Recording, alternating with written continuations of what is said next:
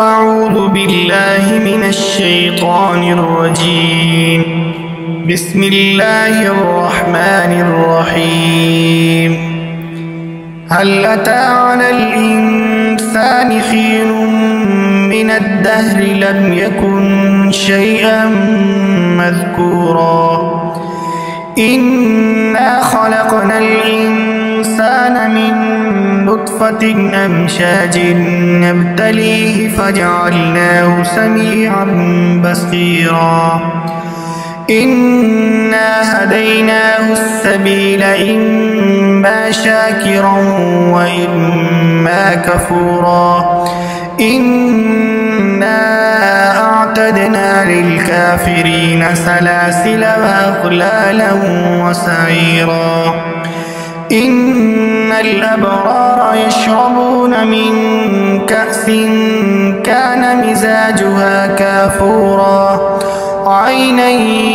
يشرب بها عباد الله يفجرونها تفجيرا يوفون بالنذر ويخافون يوما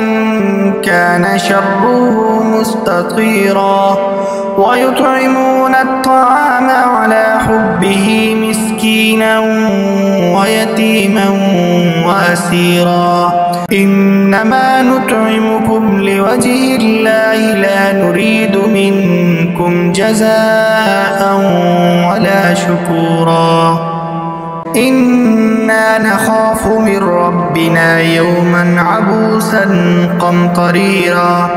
فوقاهم الله شر ذلك اليوم ولقاهم نضرة وسرورا وجزاهم بما صبروا جنة وحريرا متكئين فيها على الأرائك لا يرون فيها شمسا ولا زمهريرا ودانية عليهم ظلالها وذللت قطوفها تذليلا ويطاف عليهم بآنية من فضة وأكواب كانت قوارير من فضة قدروها تقديرا ويسقون فيها كأسا كان مزاجها زنجبيلا عينا فيها تسمى سلسبيلا ويطوف عليهم ولدان